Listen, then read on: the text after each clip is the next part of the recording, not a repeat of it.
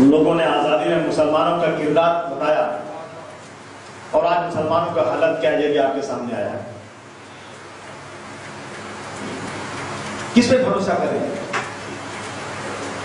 अगर खड़ा होकर बोल दूंगा कि कोर्ट और कचहरी पे इंसाफ नहीं मिलता तो हाथ में कर्ज रख जाएंगे। लेकिन मेरे पास, मैंने 2 दिन पहले अखबार में पढ़ा, गुजरात का एक जज, मैंने क्या, आजाद हिंदुस्तान, अंग्रेजों से छुटकारा मिल गया 68 साल पहले, और हमें कहा गया था कि मुसलमानों इस मुल्क को छोड़कर मत जाओ। दिल्ली की जामा मस्जिद से मौलाना अबुल कलाम आजाद ने तकरीर किया था कि मुसलमानों अगर तुम छोड़कर जाओगे हिंदुस्तान तो तुम्हारी मस्जिदों में नमाज कौन पढ़ेगा? तुम्हारे बाप दादाओं की कब्रिस्तान पे फातिहा कौन पढ़ेगा? मत जाओ इस मुल्क को छोड़कर। तुम्हें ताजमहल का हुस्न पुकार रहा है मुसलमानों में छोड़कर जाओ, और तारीख गवाह इस बात की, मुसलमानों ने अपने सरो सामान की गठरी बांधकर अपने सरों पर रखकर भाग रहा था पाकिस्तान की तरफ, मगर इस तकरीर ने मुसलमानों को रोक लिया। क्या हालत है आज हम खून के आंसू रो रहे हैं। जिन्होंने जान देकर मैं कदे की आबरू रख ली, जिन्होंने जान देकर मैं कदे की आबरू रख ली, वही अब कतरे कतरे के लिए तरसाए जाते हैं। एक जज साहब कह रहे हैं, जज साहब, इनका नाम है त्रिवेदी, हिमांशु त्रिवेदी, कि मैं जज था गुजरात में और मेरे ऊपर प्रेशर लाया गया, मुझे दबाव डाला गया, मुझे लिखित नहीं मगर ये कहा गया मुझसे कि मुसलमानों को इस मुल्क में सबक सिखाओ। कह रहे मैं अपनी लड़की के साथ 4 माले पे खड़ा था और मैंने अपने आंख से देखा कि मुसलमानों की एक ही लॉन्ड्री हमारे इलाके में थी, उस लॉन्ड्री को तहस नहस कर दिया गया और पुलिस की गाड़ी में से पेट्रोल निकाल करके उसको जला दिया गया। लड़की कहती है कि डैडी आप तो जज है ना, इंसाफ कीजिए। कह रहा मैं मजबूर हूं, मैं कुछ नहीं कर सकता, तो मैं कुछ नहीं कर सकता, तो मैंने इस्तीफा दे दिया और मैं नौकरी छोड़कर न्यूजीलैंड चला गया। आपने देखा होगा एक वीडियो कैसे, एक वीडियो में आया बाबू बजरंगी, जब उसका स्ट्रिंग ऑपरेशन हुआ तो उसने स्ट्रिंग ऑपरेशन में कहा एक गड्ढा था, मैंने मुसलमानों को ला के काट काट के फेंक दिया उसमें, और मुझे बड़ी खुशी होती है, औरत हो मर्द हो बच्चा हो उसको काट काट के मारो, मुसलमान जहां मिले उसको मारो, जहां मिले उसको मारो। और मैंने ऐसे गड्ढे में डाला कि नीचे जा सकते, ऊपर तो आ ही नहीं सकते। उसके बाद हम गए पेट्रोल पंप पे पेट्रोल मांगने, पेट्रोल पंप वाले ने फ्री पेट्रोल दे दिया कि मुसलमानों को जलाओ। ये सब करने के बाद मैंने होम मिनिस्टर को फोन कर दिया कि साहब हमने इतने लोगों को मार दिया, और जाके मैं सो गया। कहा मेरे पे FIR हो, मैं पकड़ा गया। ढोलकिया नाम का जज आया, उसने कहा इस बाबू बजरंगी को 1 बार नहीं 5 बार फांसी होना चाहिए, इसने बहुत बड़ा जुर्म किया है। दूसरा जज आया, उसने भी कहा ये छूटेगा नहीं। तीसरा जज आया, उसने भी कहा नहीं छूटेगा ये, इसको तो फांसी होगी। लेकिन कह रहा है कि मुझे मैसेज आया बाहर से, नरेंद्र भाई का मैसेज आया कि घबरा मत, अच्छा जज आएगा, सेटिंग कर दूंगा, छुड़वा दूंगा। उसके बाद अश्विन मेहता नाम के जज साहब आए। अरे कहा साहब जब जज साहब आए एक साथ में जेल से सारे लोगों को खाली कर दिया। अब क्या करें बोलिए?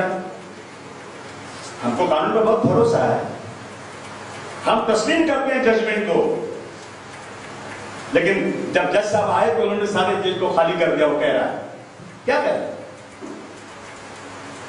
बैठे हमारे मीरा रोड के ने अताउर रहमान साहब, ज़ईफ आदमी है, कितनी बार इनकी बात में दोहरा चुका हूं। ये हमारा मुल्क है, हमने इस मुल्क को अपने खून से सींचा है, हमें इस मुल्क में बराबरी का हक है। आज ही के दिन तय हुआ था ये कि अंग्रेज गोरी चमड़ी वाले जाएंगे और इस मुल्क में आसमान की ऊंचाई पर भी कोई बैठा हो या जमीन पर कोई भीख मांगने वाला हो, दोनों को एक तरह से देखा जाएगा। 2 बच्चे इनकी जेल में बने, 2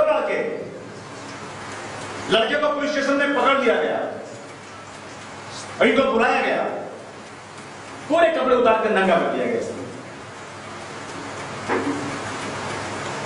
और लड़के को मार के बोले तू जुर्म कबूल कर। इनकी बहू जो बुर्के में रहती उसके बुर्के को उठाकर जूते से रौंद के फेंक दिया गया। जब मैंने ये सुना, मैंने इनको दिल्ली में बोला, मैं एमपी था, मैं पार्लियामेंट में इनको लेकर गया, एक साथ में 30-35 एमपी को मैंने बुलाया और कहा कि इनकी दास्तान इनसे सुनो। इनकी बहू और ये दोनों गए, सारे लोग नाराज हो गए, सीधा मनमोहन सिंह की कैबिन में हम लोग बिना परमिशन के घुस गए प्रधानमंत्री के पास, सारा इनका मामला हमने बताया। प्रधानमंत्री ने लिखा लेटर कि महाराष्ट्र के मुख्यमंत्री के पास ये पूरा डेलीगेशन भेजो, इसमें इंसाफ दिलाओ। 8 दिन के बाद फिर आया विलासराव का टेलीफोन और हम लोग सब गए विलासराव के पास, इनको भी लेकर गए, आप आए थे ना। उसके बाद हमने समझा कि इंसाफ मिल जाएगा इंशाअल्लाह, लेकिन हुआ क्या? मैंने पूछा कि भाई अतुर रहमान भाई, अब तो इंशाअल्लाह वो पुलिस वाले जिन्होंने नंगा किया था ना, वो तो बेटा कैफरे किरदार तक पहुंचेंगे। कासिम भाई मुझे बुलाया था कुर्ला में, क्या कि तेरी हैसियत कैसे तू चला गया पार्लियामेंट के अंदर, ये हो रहा है इसके अंदर। अजीब लोग हैं, जिंदा है वो भी दुनिया में, जो अपने काम से बस अपना काम करते हैं। मुबारकबाद मैं देता हूं लोगों को जो अपने लिए नहीं बल्कि अपने समाज के लिए जीते हैं।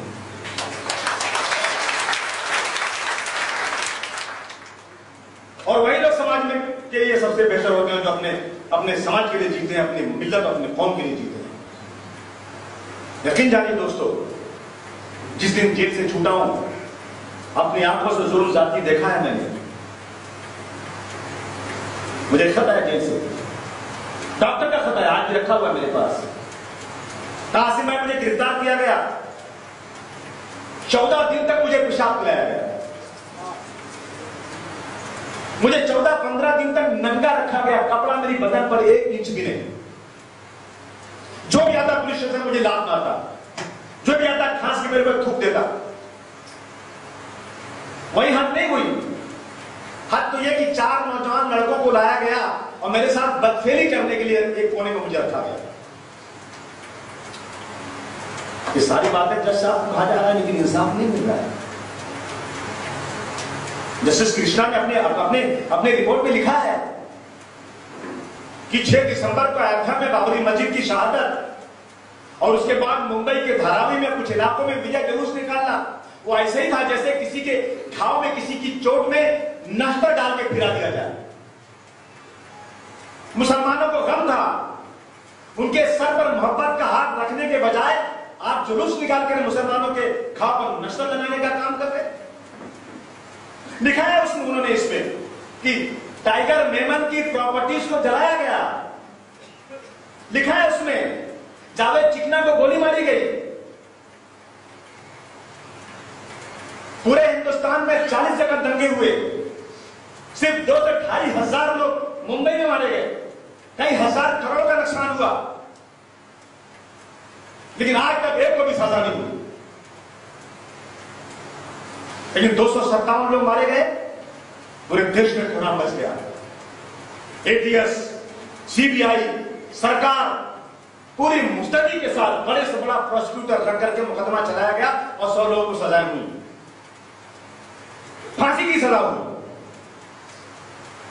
257 लोगों के परिवार को बोला कर टेलीविजन पर बार-बार दिखाया जा रहा है, पूछा जा रहा है और हमसे डिबेट करवाया जा रहा है। अबू आसिमी तुम क्या बात करते हो? 257 लोगों के परिवार के साथ तुम्हें हमदर्दी नहीं है? मुझे है हमदर्दी 257 लोगों के साथ, लेकिन क्या 2000 लोगों के साथ हमदर्दी नहीं होना चाहिए? क्या 2000 लोग इस मुल्क के नहीं थे? क्या उनकी जान नहीं है? कहां है इंसाफ आज? अभी कहा शहीद भाई ने कि महाराष्ट्र की पुलिस अंग्रेजों की पुलिस है। जलियांवाला बाग का किस्सा ले लो आप। जलियांवाला बाग के अंदर 20,000 लोग अंग्रेजों के बनाए हुए कानून के खिलाफ आंदोलन कर रहे थे। जनरल डायर ने तोप लगा करके 4-5 हजार लोगों को मार दिया। एक 14 साल का नौजवान उधम सिंह, मैं पूछूं अगर आज कि उधम सिंह आप जाकर पुलिस स्टेशन में कंप्लेन क्यों नहीं किए? उधम सिंह किसको कंप्लेन करेंगे? सरकार अंग्रेजों की है। जनरल डायर को लंदन में बुला करके सम्मानित किया जा रहा है। इतना बहादुर सिपाही जिसने अकेले हिंदुस्तान में 2, 3, 4, 5 हजार हिंदुस्तानियों को मार दिया, इसको इनाम से नवाजा जाएगा। उधम सिंह हिंदुस्तान से निकलकर जाते हैं लंदन, पढ़ाई का काम करता है, वेटर का काम करता है, बंदूक खरीदता है और जाकर जनरल डायर के सिर में गोली मार देता है। मैं हिंदुस्तान की पार्लियामेंट में मैंने पूछा, मैंने हिंदुस्तान की पार्लियामेंट में यह बात किया कि जब इंसाफ नहीं मिल रहा था अंग्रेजों के जमाने में, हिंदुस्तानियों को गोली मारी जा रही थी, हिंदुस्तानियों दिल्ली से लेकर लाहौर तक हर दरख्त पर मुसलमानों के लाशों को लटका दिया गया था, तब उधम सिंह को अपने हाथ में एक्शन के खिलाफ एक रिएक्शन था और उन्होंने जनरल डायर को जाकर मारा। अंग्रेजों की नजर में तो जनरल डायर, अंग्रेजों की नजर में जनरल डायर आतंकवादी थे, लेकिन हम हिंदुस्तानियों की नजर में एक बहुत बड़े मुजाहिद आजादी। उधम सिंह, सॉरी, अंग्रेजों की नजर में उधम सिंह को कहा गया कि आतंकवादी, अंग्रेजों ने इनकी फांसी दिया, लेकिन आज हम उधम सिंह के जन्म दिवस पर मुजाहिद आजादी के नाम से उसका जन्मदिन मनाते हैं, उसको याद करते हैं। एक्शन के रिएक्शन था। अगर एक्शन पर रोक लग जाएगी तो रिएक्शन होगा क्या? आप मुझे बता दो, इतने लोग खड़े हो, अगर इंसाफ आपको कोई मारे आगे, आपके घर को जला दे तो आप खड़े रहो कैसे? नहीं भैया जलाओ यार, हम कमजोर है, तुम जलाओ जो चाहो करो। आप पुलिस स्टेशन जाओगे, पुलिस से मदद मांगोगे, पुलिस आकर उनको पकड़ेगी, जेल भेजेगी तो आपका दिल ठंडा हो जाएगा। और आप जाओगे पुलिस स्टेशन में, पुलिस आपको मार के भगा दे और कुछ नहीं करे तो खुदा की कसम, ये इंसानी नेचर है कि वो ढूंढेगा ताकत, कहीं से भी ताकत मिल जाए, मैं सामने वाले को जब तक ठीक नहीं करूंगा मैं चैन से बैठूंगा। मैं इस बात को दुनिया में कोई झुठला नहीं सकता। जब मैं कहता हूं एक्शन का रिएक्शन, तो टेलीविजन पर गाली देते हैं लोग, ठहरेंगे पानी में पत्थर मारो, लहरें टकराएंगी जाकर दीवारों से। एक बिल्ली को शेर दौड़ाए, बिल्ली अपनी जान को बचाते भागेगी, लेकिन एक समय आ जाएगा कि बिल्ली को लगेगा कि अब मेरी जान जाने वाली है, पलटकर एक बार तो पंजा मारेगी शेर पर, उसके बाद मरेगी।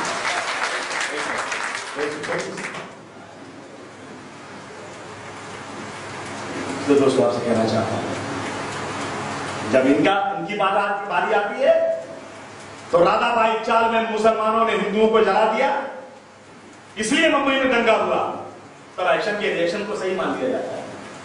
जब इनकी बारी आती है 93 के जनवरी के फसाद में मथाली कामगार वर्करों को मुसलमानों ने मार दिया, तो रिएक्शन का एक्शन हो गया।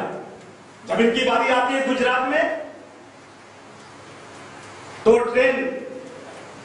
गोधरा ट्रेन को जला दिया मुसलमानों ने, तो उसके एक्शन के रिएक्शन से गुजरात जल जाने दो। लेकिन बाबरी मस्जिद शहीद हो गई, 2-2.5 हजार मार दिए गए, उसके रिएक्शन में अगर कुछ होगा तो बहुत ही गलत माना जाएगा। मौत तो एक दिन आनी है, अल्लाह ने लिखा है मौत आनी है, लेकिन मौत कुछ करके आनी चाहिए, ऐसे नहीं आना चाहिए। हम इस मुल्क के रहने वाले हैं, हम इस मुल्क के कानून को मानते हैं। इस मुल्क का कानून कहता है कि समाज में हिंदू, मुस्लिम, सिख, ईसाई सब बराबर है, अमीर गरीब सब बराबर है। ये लड़ाई हम लड़ेंगे लड़ाई, चाहे जान की जरिया पर क्या हुआ। याद रखना दोस्तों, मैं एक दिन ट्रेन में सफर कर रहा था, एक शख्स आया, मेरी ट्रेन के अंदर बड़ी मोच रखा हुआ था, वो अकोला का रहने वाला मराठी था। उसने मुझे कहा कि अबू भाई, मैं आपको पढ़ता हूँ, अखबारों में देखता हूँ, अगर आप कहिए तो मैं आपके कंपार्टमेंट में बैठूंगा तो थोड़ा बात करूं। मैं फर्स्ट क्लास से बैठा था, मैंने कहा बैठिए साहब आइए, कहा मैं एक किताब देता हूं आपको। वो किताब आपके पढ़ने के पहले मैं थोड़ी बात सुनाता हूँ आपको। मैंने कहा सुनाइए। क्या है मनुष्य, तू चलता चल, जो तेरे साथ आ जाए ना, क्या वो शायद तेरे रास्ते में रोड़े अटकाने वाले बन जाए। जब तू आगे चले तो ये तेरे रास्ते में कांटे बिखेर करके तेरे पैरों में फूल लहूलुहान कर देंगे और तुझे आगे बढ़ने नहीं देंगे। मगर ये मनुष्य, तू हिम्मत मत हारना, लहूलुहान पैर हो जाएं, तेरे दामन कांटे तेरे दामन को रोकें, और ऐसा भी वक्त आ जाए कि अंधेरा, घंघोर अंधेरा हो, मूसलाधार बारिश होती हो, तू अपने बदन के बाल को भी देख न सक, चारों तरफ अंधेरा हो और तेरे पैर कीचड़ में घुस जाते हो, लेकिन हे मनुष्य तू रुक ना मत, चलते जाना, चलते जाना, चलते जाना। जरूरत पड़े तो तेरी पसलियों को निकाल कर रोशनी करना और चलते जाना, चलते जाना। एक दिन विजय जरूर होगी, एक दिन विजय जरूर होगी, हिम्मत मत हारना। मैंने कहा मुझे क्यों सुना रहे हो तुम बात? क्या कि तुमको लोग धोखा देते हैं, मैं देख रहा हूं, मैं तुमसे कह रहा हूं तुम हिम्मत मत हारना, आगे बढ़ना, एक दिन तुम्हारी विजय जरूर होगी। क्या बात, जुल्म और नाइंसाफी से लड़ने का नाम है दुआ से। अगर मैं सत्ता की तलाश करता तो खुदा की कसम आज सत्ता में बैठा होता, दलाली करने वाला होता तो लाल बत्ती लेके बैठता। लेकिन मैंने सारी सत्ता को ठोकर मारा है। मैं नंगे पैर रहूंगा, भूखा रहूंगा, लेकिन मैं जुल्म और जाति के खिलाफ आवाज लगाता रहूंगा। आज 15 अगस्त है, मेरा दिल अंदर से गमगीन है आज कि आज मेरे पुरखों की कुर्बानी पर 15 अगस्त मनाया जा रहा है, लेकिन मेरे पुरखों का नाम कहीं नहीं लिया जा रहा है। जब जाता हूं सरकारी दफातर में, आज सुबह गया मैं झंडा फहराने के लिए, एक सरकारी दफ्तर में बैठा, मैंने फोटो गिनना शुरू किया, एक भी मुसलमानों का फोटो नहीं। 50% मेरा योगदान है जी, लेकिन मेरी एक फोटो नहीं। मुझे आतंकवादी कहा जाता है। याद रखिए इस बात को, इंसाफ खत्म हो गया इस मुल्क के अंदर। अब जब वजीर आजम जैसा आदमी बैठ करके कोर्ट को मुतासिर करेगा, उस पर दबाव डालेगा, तो इंसाफ कैसे मिलेगा? अभी शेर पढ़ा था तो मैं इसको दोहराता हूं, इंसाफ जालिमों की हिमायत में जाएगा, ये हाल है तो कौन अदालत में जाएगा?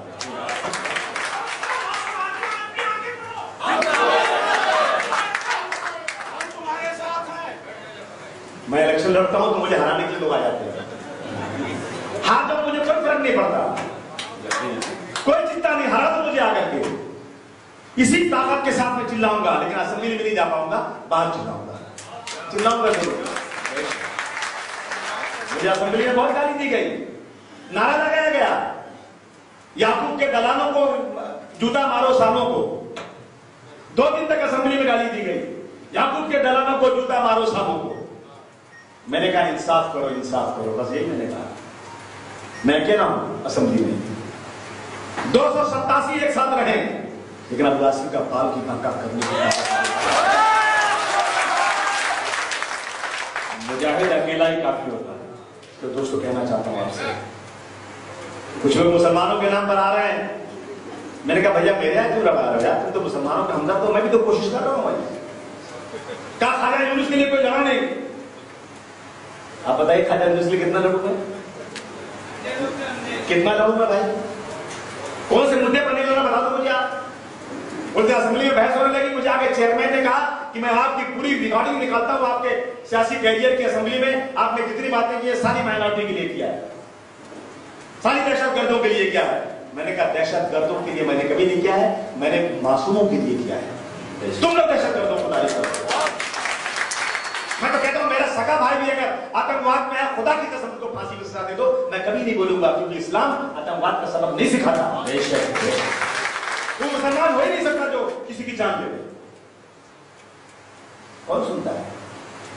मैंने भी श्री कृष्णा कमीशन की रिपोर्ट लागू हो, जब से फांसी हुई है लोगों के घाव ताजा हो गए। वो लोग जिनके परिवार के लोग 1000 लोग मारे गए, उनके घाव ताजा हो गए। सरकार दिल्ली में नरेंद्र मोदी की आई, आते ही इसने कहा कि 1984 में जो सिख भाई मारे गए थे उनके परिवार वालों को 5-5 लाख रुपया एडिशनल में दूंगा। मैं चिल्ला उठा कि 1984 वालों को 5-5 लाख दे रहे हो, 1992 वालों को कितना दोगे बताओ तो सही। क्या कुछ नहीं देंगे? मैंने कहा 2002 में इतने लोगों मारे गए, तुमने कितना दिया, इनको क्या दोगे? कुछ नहीं देंगे। क्यों? ये मुसलमान है, लाचार है, मजबूर है, इनके कोई हमदर्द नहीं। जिसका कोई नहीं उसका तो खुदा है। अभी केजरीवाल ने भी शायद अनाउंस किया, किसी ने मुझे बताया केजरीवाल ने भी कहा 5-5 लाख रुपया दूंगा, लेकिन मुसलमानों का कोई पुरसान हाल नहीं। अभी कितनी बातें वकील साहब ने कहा, बताओ एक कुत्ते की शर्मगाह को ला करके एक आदमी से कहा कि इसको तुम ऐसा बोलो ना यार। ये हमारे हालात देश में हो गए आज। क्या हो रहा है देश के अंदर आज? आपसे गुजारिश करना चाहता हूं, इलेक्शन आएगा, वोट दीजिए मत दीजिए बात की बात है, लेकिन अभी इकट्ठा होता है जुल्म के खिलाफ। इकट्ठा होता है, बताइए हुकूमत को कि हम जीती जागती कौम है, हम बिकने वाले लोग नहीं हैं। हमारी तादाद जो भी हो, हम तुम्हारे सामने शीशा पिलाई दीवार की तरह खड़ा होकर तुमसे सवाल करेंगे।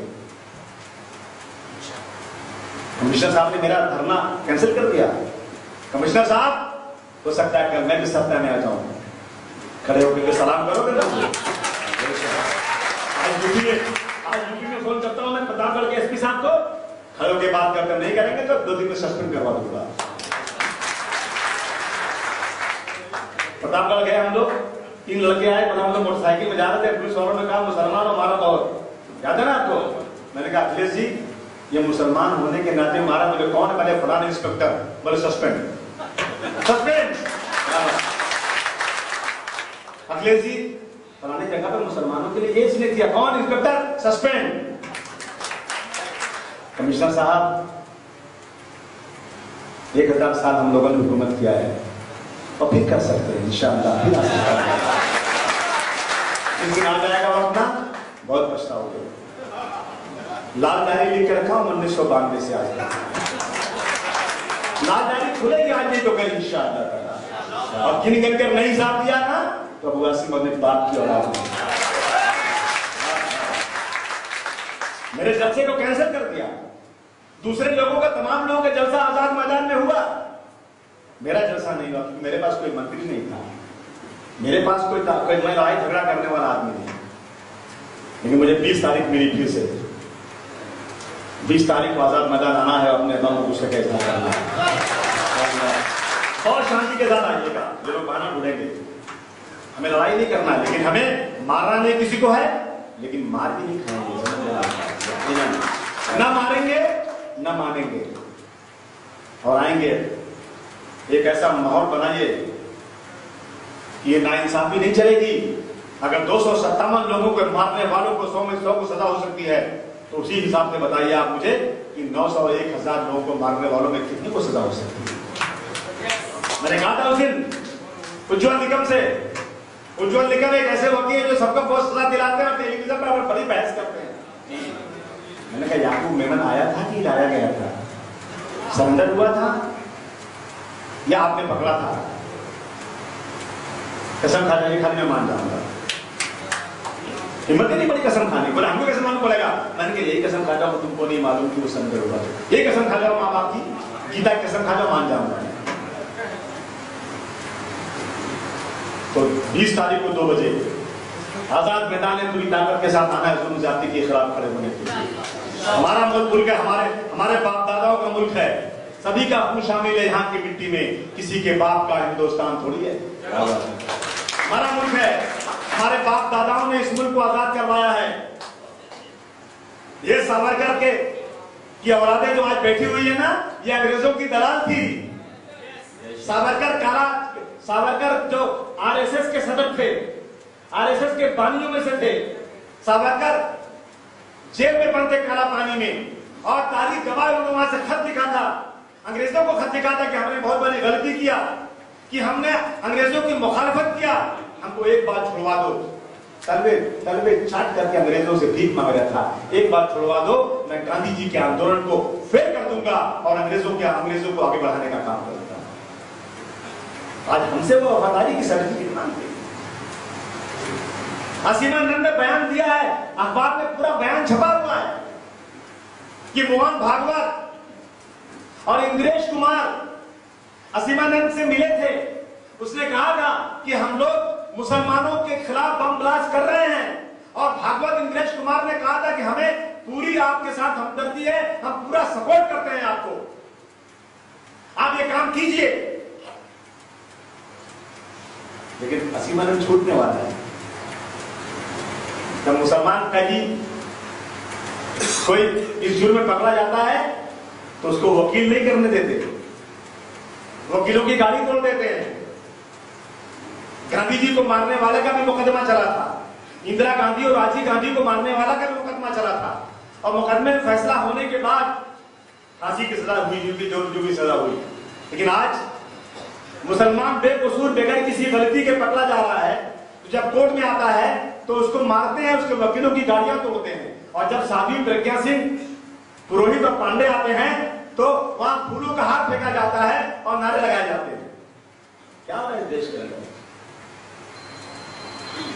इसलिए दोस्तों आपसे कहना चाहता हूं कि आप सब इकट्ठा हुए जुल्म के खिलाफ हम मुहिम चलाएंगे इंशाअल्लाह ताला। इस मुल्क में हम महाराष्ट्र में मुहिम चलाएंगे हिंदू और मुस्लिम एकता की। हम कोशिश करेंगे कि जो हिंदू भाई सेकुलर हैं वो हमारे साथ खड़े रहें, इस मुहिम में हमारा शाना पेशाना खड़े हो जाएं। जिस तरह से आजादी की लड़ाई में हिंदू और मुसलमान एक साथ थे, इस तरह से फिर एक बार इस मुल्क की आजादी को बचाने के लिए हिंदू और मुसलमानों की एकता की जरूरत है। जोर दिया जाएगा और ये काम किया जाएगा। 20 तारीख को इंशाअल्लाह ताला आपसे आजाद मैदान में आने की अपील है। इतनी तादाद में आइए कि लगे सरकार को कि हाँ ये नाइंसाफी के खिलाफ मुसलमान इकट्ठा है। बहुत बहुत शुक्रिया, आप आया, आपने टाइम दिया। मैं आपका बहुत शुक्रगुजार हूँ, सईद हमीद साहब का बहुत शुक्रगुजार हूँ, हमारे